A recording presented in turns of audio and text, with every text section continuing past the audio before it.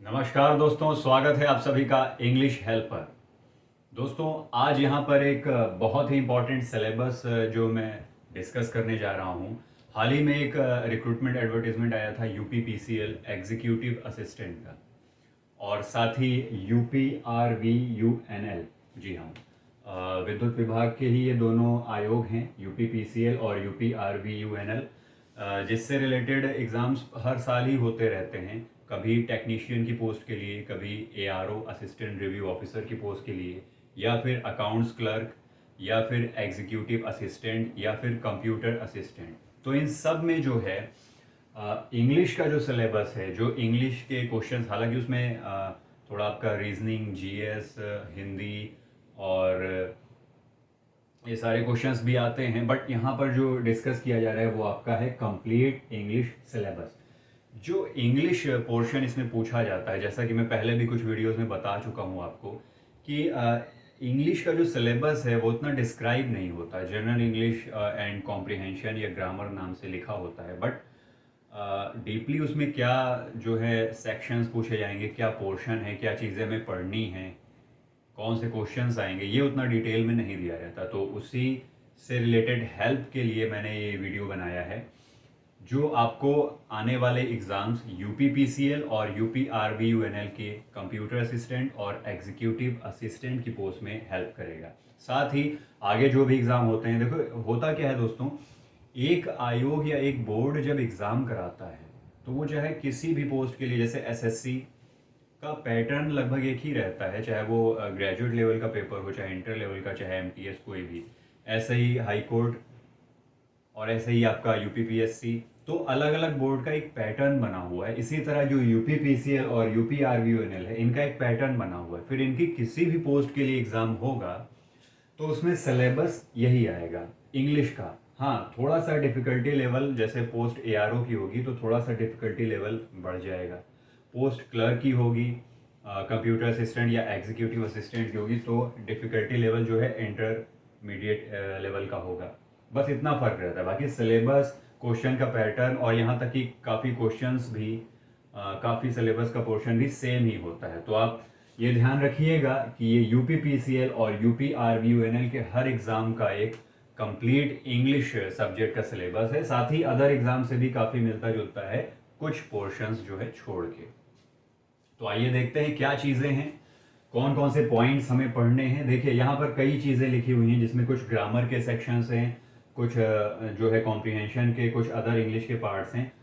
अब इनको हम डिस्कस करते हैं। जैसे यहाँ पे एक पोर्शन लिखा हुआ है, noun, pronoun, adjective, adverb, verb, preposition, conjunction, interjection, articles. Articles का ब्रैकेट में लिखा हुआ है ए, एन और द। ए, एन और द को एक अलग से, हालांकि एक एडजेक्टिव का ही टाइप होता है, बट इनको एक अलग से आर्टिकल्स बोला जाता है। तो इससे रिलेटेड क्वेश्चंस भी आते हैं। अब यहाँ पे सिलेबस में आपने देखा कि नाउन, प्रोनाउन से ये जो 9 पार्ट ऑफ स्पीच हैं, ये सारे आपको पढ़ने हैं। लेकिन ना इनकी डेफिनेशन, ना इनका वो, यहाँ पे केवल एक चीज़ है जो इनसे रिलेटेड पूछी जा सकती है, वो है एक। देखिए 9 पार्ट्स को मैंने कवर किया है। वो क्या चीज़ है, वो यहाँ पे पूछा जाता है कि इनका करेक्ट यूज, करेक्ट यूजेस इनके, वो भी किस फॉर्म में, in the form of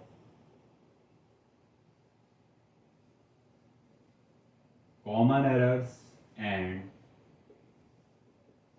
fill in the blanks.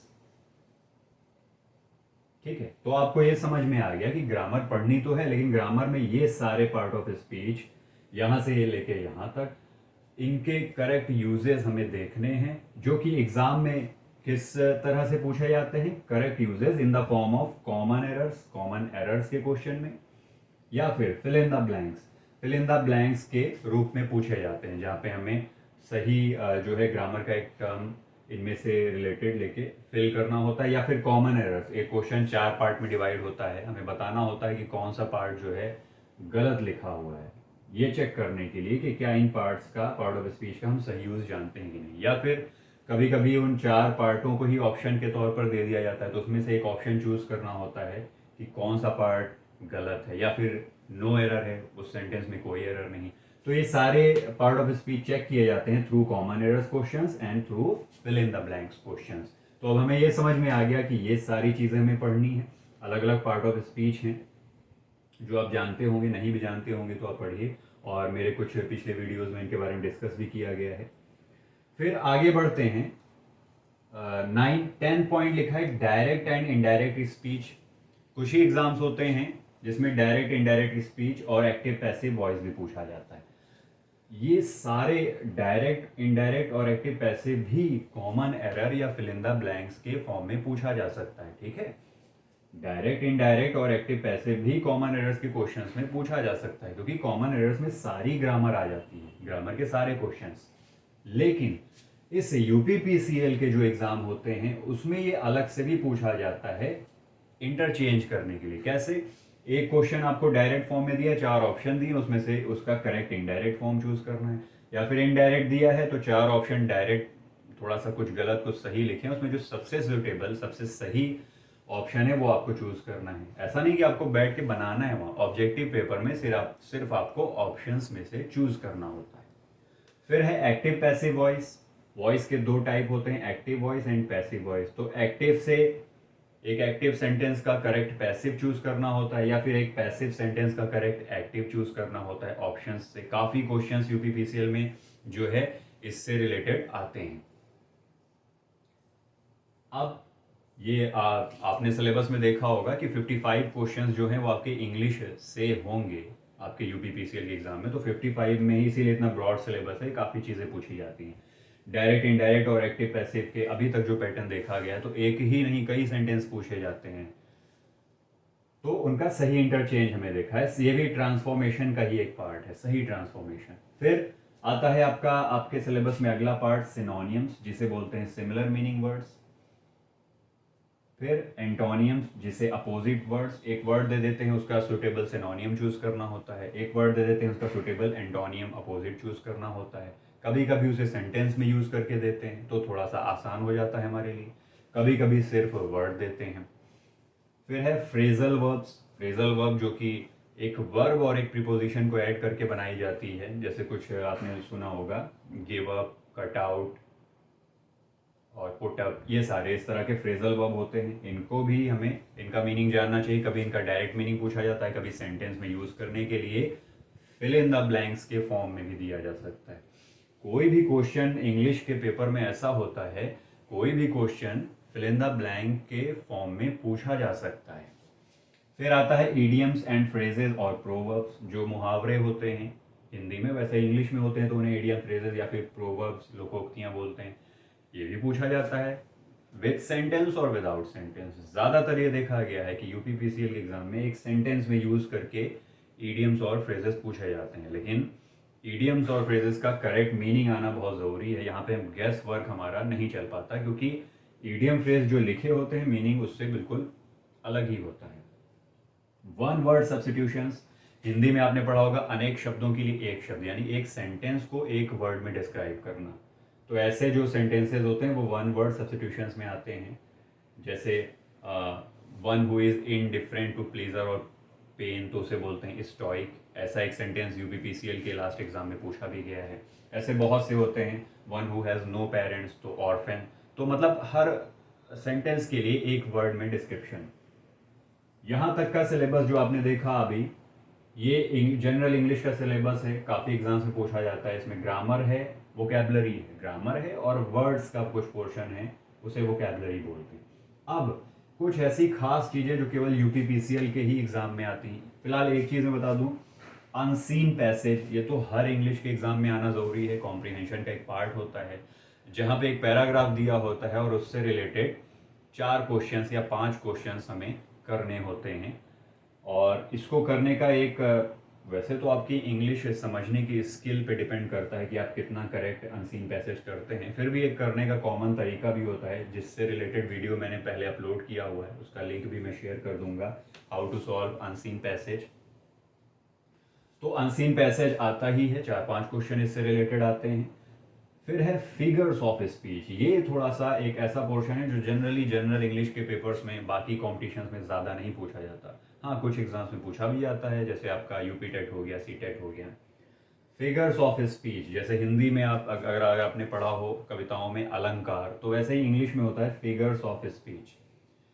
एक सेंटेंस दिया होता है, उसमें हमें फाइंड आउट करना होता है कि उस सेंटेंस में या उस लाइन में, हो सकता है पोइट्री की भी लाइन हो, उस लाइन में कौन सा फिगर ऑफ स्पीच यूज हुआ है। तो ऐसे फिगर्स ऑफ स्पीच के, मैं लेटेस्ट सिलेबस आपको बता रहा हूँ, ऐसे फिगर्स ऑफ स्पीच के 2 4 5 क्वेश्चन पिछले एग्जाम में देखे गए हैं। तो ये भी आप जो है अच्छे से पढ़ लीजिएगा, ये आपको किसी लिटरेचर की बुक में मिल जाएगा, और अगर आपने इंटरमीडिएट में पढ़े हो तो बस वही आपको रिवाइज करना है। अनसीन पैसेज हो गया। इसके अलावा कुछ और खास चीज़ें हैं जो यूपी पीसीएल या यूपी आरवीयूएनएल के एग्जाम्स में पूछी जाती हैं या पूछी जाने लगी हैं। 18th चीज़ें हो गई थी, 19th और 19th लिखा है ट्रांसफॉर्मेशन, इंग्लिश में बहुत लोग इसे जानते होंगे, और 20th पॉइंट लिखा है सिंथेसिस, या इसी सिंथेसिस को बोलते हैं combination. Transformation and combination. Transformation का मतलब होता है एक सेंटेंस को, ध्यान से सुनिएगा, ट्रांसफॉर्मेशन मतलब इंग्लिश में ट्रांसफॉर्मेशन का मतलब एक सेंटेंस को दूसरे रूप में बदलना, लेकिन ऐसे कि उसका मीनिंग ना चेंज हो। एक सेंटेंस दूसरे फॉर्म में चेंज होगा, लेकिन उसका जो मीनिंग है, जो सार है, वो ना बदले, तभी तो ट्रांसफॉर्मेशन हुआ। अब यहाँ पे लिखा है ट्रांसफॉर्मेशन, किससे किस में ट्रांसफॉर्मेशन, तो आपने कॉम्प्लेक्स सेंटेंस और कंपाउंड सेंटेंस पढ़े होंगे। तो जो ट्रांसफॉर्मेशन आता है एग्जाम्स में, ऑब्जेक्टिव है, केवल आपको ऑप्शंस में से चूज करना है कि इस सेंटेंस को और कैसे सही तरीके से लिखा जा सकता है। इसमें सेंटेंस सही लिखा होता है, बस आपको ऑप्शंस में से चूज करना होता है कि इसका दूसरा फॉर्म क्या हो सकता है। सिंपल से कॉम्प्लेक्स, या कॉम्प्लेक्स से सिंपल से कॉम्प्लेक्स, या फिर सिंपल से कंपाउंड, या इसका रिवर्स, कॉम्प्लेक्स और कंपाउंड से सिंपल, या फिर कॉम्प्लेक्स से कंपाउंड, या कंपाउंड से कॉम्प्लेक्स। तो ये इंटरचेंजेस होते हैं। एक सेंटेंस सिंपल या कंपाउंड या कॉम्प्लेक्स आपको दिया जाता है, और ऑप्शंस में से आपको उसका दूसरा चूज करना होता है। अगर सिंपल है तो इसका कॉम्प्लेक्स क्या हो, वो आपको ऑप्शंस देख के पता लग जाएगा कि कॉम्प्लेक्स चूज करना है कि कंपाउंड, क्योंकि उन 4 ऑप्शंस में से केवल एक ही सेंटेंस बिल्कुल करेक्ट सही होगा। तो आपको आना चाहिए ये चीज़ कि कैसे हम सिंपल से कॉम्प्लेक्स और कॉम्प्लेक्स से कंपाउंड सेंटेंसेस बनाते हैं, और इससे रिलेटेड वीडियो भी मैं जल्दी ही पोस्ट कर दूंगा, और एक वीडियो पहले भी पोस्टेड है कि कॉम्प्लेक्स और कंपाउंड सेंटेंसेस को हम कैसे पहचानते हैं। फिर है सिंथेसिस या कॉम्बिनेशन। तो इसी एक और पार्ट होता है सिंथेसिस, 2 सेंटेंसेस को जोड़ के एक मीनिंगफुल सेंटेंस बना देना, उसे बोलते हैं सिंथेसिस या कॉम्बिनेशन। वो 2 सेंटेंस, एक्चुअली होता क्या है कि कॉम्प्लेक्स और कंपाउंड सेंटेंस भी अपने आप में 2 सेंटेंसेस का मिक्सचर ही होते हैं। तो बात वही हो रही है कि कॉम्प्लेक्स या कंपाउंड सेंटेंस को कभी कभी सिंथेसाइज करने के लिए 2 सेंटेंस को मिला के कॉम्प्लेक्स बनाने, या 2 सेंटेंस को मिला के कंपाउंड बनाने का क्वेश्चन भी आता है। बनाने का नहीं, बना के ऑप्शन से करेक्ट चूज करने का, कि कौन सा जो सेंटेंस है करेक्ट बना हुआ है। तो कॉम्प्लेक्स, इसीलिए इन तीनों को मैंने यहाँ पे ब्रैकेट में किया हुआ है, क्योंकि सिंपल, कॉम्प्लेक्स, कंपाउंड ये सब ट्रांसफॉर्मेशन का भी पार्ट है, और ये सब सिंथेसिस या कॉम्बिनेशन का ही भी पार्ट है। और साथ ही एक पार्ट और लिखा हुआ है, ट्रांसफॉर्मेशन या सिंथेसिस या कॉम्बिनेशन का डिग्रीज ऑफ कंपैरिजन। ना जानते हो आप तो positive degree, comparative degree, superlative degree होती है। इसका भी एक क्वेश्चन ट्रांसफॉर्मेशन में आता है कि पॉजिटिव डिग्री को आप कंपैरेटिव में बदलें, लेकिन सेंटेंस का मीनिंग या सार ना बदले, या पॉजिटिव डिग्री को सुपरलेटिव में बदल दें, लेकिन उस सेंटेंस का मीनिंग या सार ना बदले। ऐसे सेंटेंसेस होते हैं, आपने पढ़े होंगे, या आगे चल के मैं इस पे भी वीडियो जो है आप तक पहुंचाऊंगा। तो फिलहाल यहाँ पे सिलेबस की बात हो रही थी, तो हमने डीपली एक एक चीज़ देख ली कि इंग्लिश के कौन कौन से पार्ट्स हमें पढ़ने हैं। आप किसी भी बुक से या नेट से इनको कम से कम सर्च करके पढ़ सकते हैं, इनके बारे में जान सकते हैं, प्रीवियस पेपर सॉल्व कर सकते हैं। तो यूपी पीसीएल में इससे बाहर कुछ नहीं है, इनके अंदर काफ़ी कुछ है जो कि हमें बहुत कुछ तैयार करना पड़ेगा, और कोई लिमिट भी नहीं है कि ईडियम फ्रेजेस कितने हैं, वन वर्ड सब्स्टिट्यूशंस कितने हैं, लेकिन फिर भी एक अच्छी बुक से और प्रीवियस पेपर से और कुछ कॉमन पूछे जाने वाले, ये सब हम तैयार कर लें तो काफ़ी हद तक हम वहाँ पर स्कोर कर पाते हैं। तो ये पूरा आपका सिलेबस है। कोई पॉइंट या कोई चीज़ अगर इसमें ना समझ में आई हो तो आप पूछ सकते हैं।